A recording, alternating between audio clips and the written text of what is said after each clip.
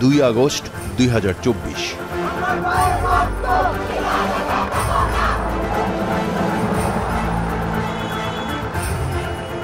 এদিন সকাল থেকে তুমুল বৃষ্টি উপেক্ষা করে দেশের বিভিন্ন শিক্ষা প্রতিষ্ঠানের শিক্ষার্থীরা আন্দোলনের শিক্ষার্থীদের 8 দফা দাবির সঙ্গে একাত্মতা প্রকাশ করে রাজপথে নেমে আসে। আজকে যদি ছাত্ররা রাস্তায় নামে, মনে রাখতে হবে এটা ইতিহাসের পুনরাবৃত্তি।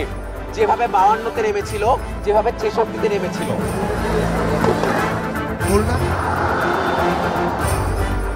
এছাড়াও শিক্ষক, বুদ্ধিজীবী, কবি, সাহিত্যিক, সাংবাদিক সহ নানা পেশা ও বয়সের মানুষ শিক্ষার্থীদের উপর নির্যাতন, গ্রেপ্তার, মামলা, হামলার বিরুদ্ধাচরণ করে বিভিন্ন স্থানে অবস্থান ধর্মঘট ও বিক্ষোভ শুরু করে।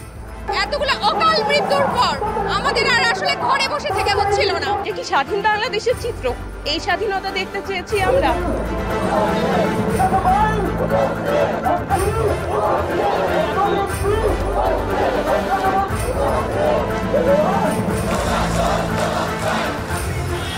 রাজধানীর ব্র্যাক ও ইস্ট ওয়েস্ট প্রাইভেট বিশ্ববিদ্যালয়ের শিক্ষার্থীরা এবং রাজুক স্কুল অ্যান্ড কলেজের শিক্ষক ও শিক্ষার্থীরা বিক্ষোভ মিছিল করে।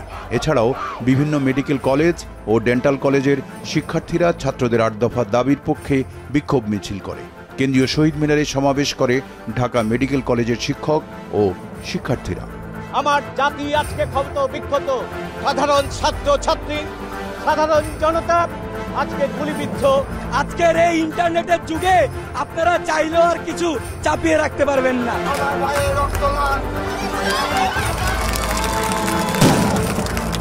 গণমাধ্যমের তথ্য মতে এদিন সারা দেশে সংঘর্ষে একজন পুলিশ সহ নিহত 2 এবং আহত হন প্রায় 2 শতাধিক।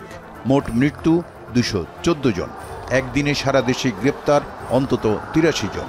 ঢাকা মেট্রোপলিটন পুলিশ জানায় এ পর্যন্ত ঢাকায় 275টি মামলায় 3039 জনকে আটক ও গ্রেপ্তার করা হয়েছে।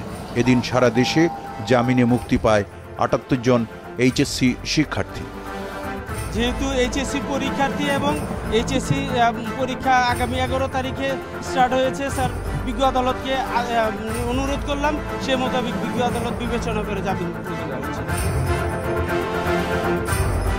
আন্দোলনে এই পর্যন্ত 32 শিশু নিহত হওয়ার ঘটনায় ইউনিসেফ উদ্বেগ প্রকাশ করে তাদের ওয়েবসাইটে জানায় এ পর্যন্ত অন্তত 32 জন শিশু নিহত হয়েছে এবং অনেক শিশু আহত ও আটক হয়েছে। ইউনিসেফ সকল সহিংসতার নিন্দা জানায়।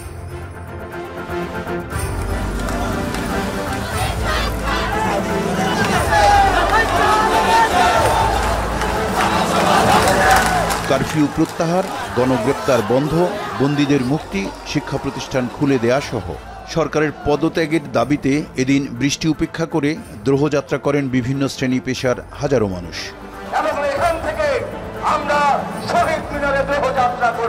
সাধারণ ছাত্র হিসেবে আমাদের প্রতিবাদ জানানো উচিত এবং প্রতিবাদের একটি প্ল্যাটফর্ম হিসেবে আমরা আজকের এই ক্ষণকে উপযুক্ত মনে করছি।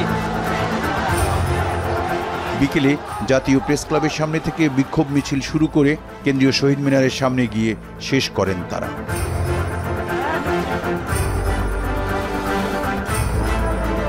ক্ষমতায় থাকা অধিকার হারিয়েছে।